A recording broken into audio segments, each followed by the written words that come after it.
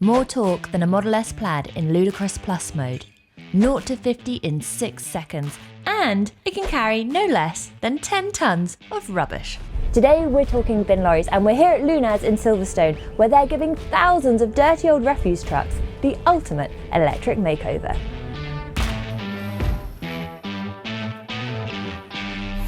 Like fully charged? Then you'll love our fun-packed everything electric expos around the world. Next up, we're in London and Harrogate. Remember, energy and transport professionals go free on the first day.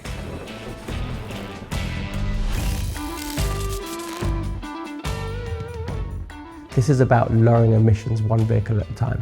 Imagine if you have a fleet and you have 500 vehicles within your fleet. If you choose to transition them to new EV alternatives, naturally those 500 vehicles end up in other locations and they will produce emissions from a further life extension. Now the key here is that when a vehicle comes into Lunaz, we decommission the engine. You are lowering the emissions one vehicle at a time.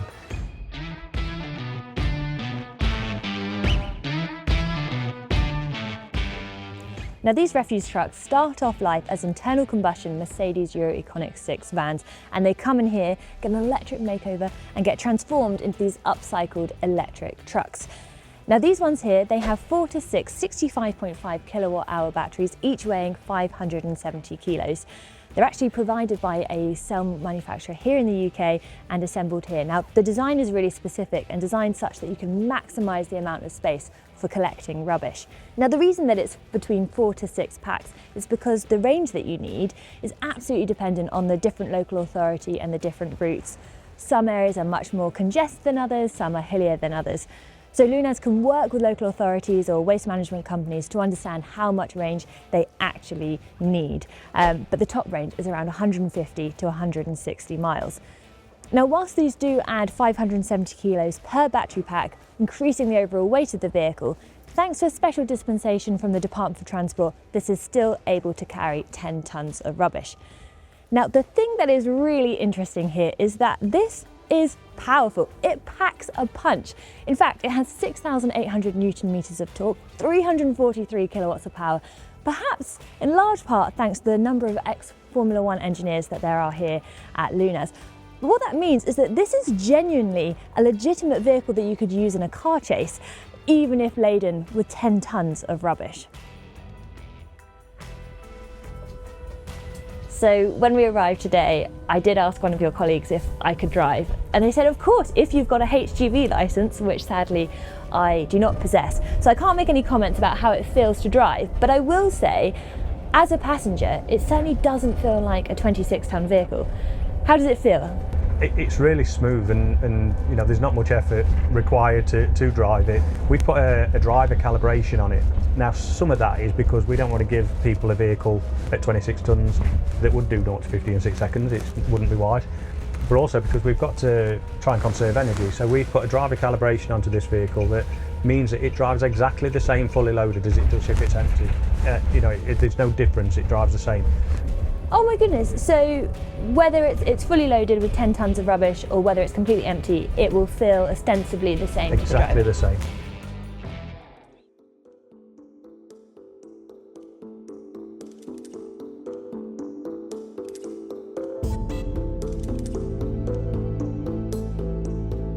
So rather than being a traditional vehicle builder where you build the vehicle to a specification for multiple uses, we've looked at the end user, whether it be a council or whether it be one of the large fleet operators in the waste management sector, and ask what do they require from a vehicle? What are their problems with the vehicle?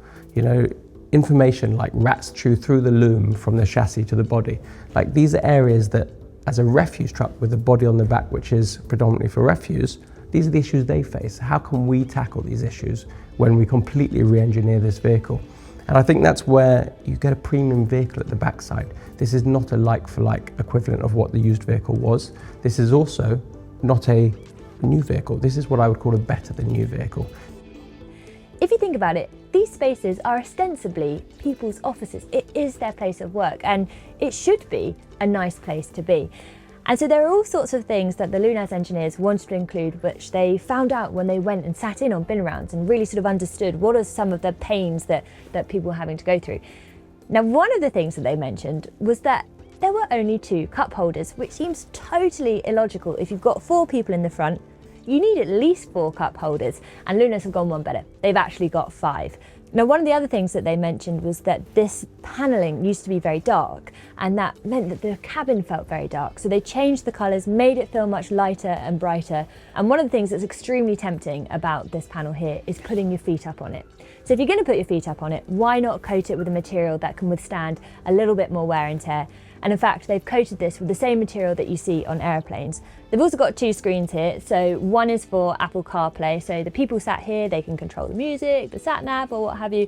And this one here is for cameras. And there are cameras which just seem to make absolute sense. And it's almost, you know, ridiculous to think that they didn't exist there before, such as a 360-degree camera. So you can see the whole way around the vehicle. You can see where the bins are. You can see where people and pedestrians are. And obviously that is so important when you've got this thundering great big truck that has to go down super teeny tiny narrow roads. They're able to have that very clear view, which is going to make the whole experience that much safer. So when Lunaz sat with various different teams, apparently there used to be so much debate about this middle seat and who would get the middle seat.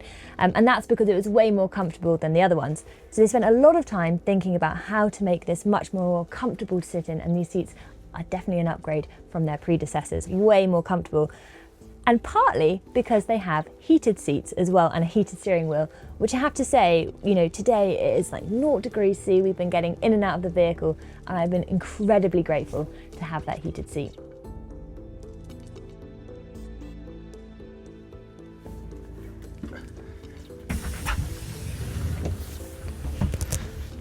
Just watch your step. It's very nice having the full height door. I don't need to duck, I can step up in style. Okay. Yeah. Okay, so you're going to show me how to do one. Yep, I'll show you the first one, then you can do the next one. Fab. So right. Grab your bin as you normally would. Got a bin. I'm going to watch carefully on the buttons. Drive it up, make sure it's onto the points at the back, and you press this blue up button.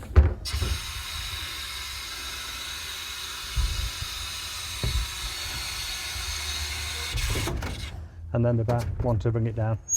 Blue for up, dark blue for down. Yep. Got it. Okay.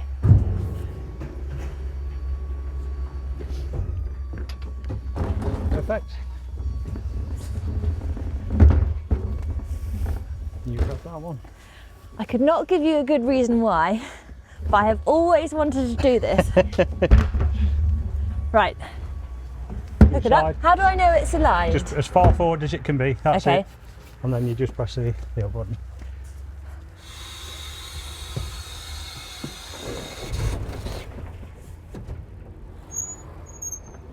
Got a good amount of momentum on that one.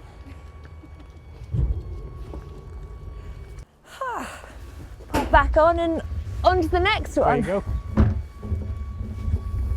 go. 10 more hours. 1,587 to go. When it comes to upcycling and retrofits, I kind of get it from a, you know, bespoke vehicle perspective, because it's almost like coach building. But when you scale that up to make it work for thousands of vehicles per year, that's where my mind begins to boggle. So how on earth have you made that possible? You do think about other industries. This is really common practice in aviation, marine. It's only automotive that no one's ever tested that formula, whether you can upcycle a product that exists. So if you look at those industries, you can see examples where this is already taking place around the globe. So as you can see with Silverstone, we've built this factory to service 1,600 vehicles a year, but we're taking another facility which is purely on the upcycling aspect of the business, where it's strip, reblast. And it's really key that you do this at scale. Otherwise there's zero impact. You know, when you look at the operators around the globe and the requirement they have for this transition, you have to scale with the demand that is there. And it's key as we pioneer within this industry, in the automotive aspect of upcycling, that others follow within this space, because this has to happen within this transition of these 2 billion vehicles. Lunaz have been busy perfecting the system that's needed to make sure that this can really scale. And here, in this 250,000 square foot facility, they can make 1,100 upcycled electric trucks per year. And the reason they can is because the process is pretty straightforward, really. It's an 11-tact process, which means there's 11 really key steps in the dance. And step 1, a vehicle comes in, the 7.7 litre inline 6-cylinder diesel engine gets removed, decommissioned and recycled. Then you have some mechanical assembly, then some sub-assemblies go in, like your cooling system, your auxiliary systems, your powertrain. Then we have the battery cradle and the rear carrier. Then you have your HVDPU, your high voltage power distribution unit, and finally your ETPO, your electric power takeoff, which is the thing that runs the hydraulic system such that it can lift the bins. And then the final step in the dance, when the interior and cabin are all brought together to make this a really, really beautiful rubbish truck.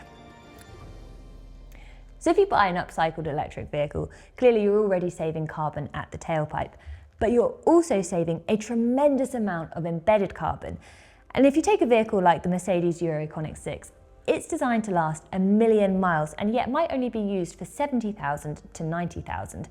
And so coming here and upcycling it, it means that Lunaz can save up to 80% of the embedded carbon. And a factory like this will save the equivalent weight in carbon as the Eiffel Tower each year.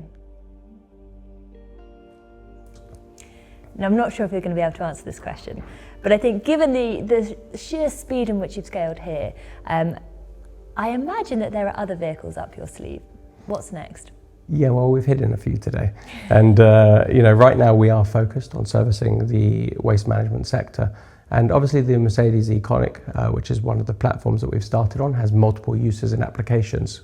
But we are really focused on getting the package correct, the aftercare correct, to really service something that we all need. Waste is a key factor within all of our lives. And obviously there are so many different vehicle classes that this is a correct application for. I mean, just go to an airport and look at half of those ground support equipment. These are obvious candidates within this business, but you'll see a lot coming out of Lunaz over the next few years. For local authorities, going electric is a major part of net zero plans, and finding the way to do it in the most straightforward and cost-effective way possible is absolutely vital. But going electric isn't a like-for-like swap. No, with the right people doing it, it can be the ultimate electric makeover, the ultimate upgrade. So, rubbish trucks by name, most certainly not by nature.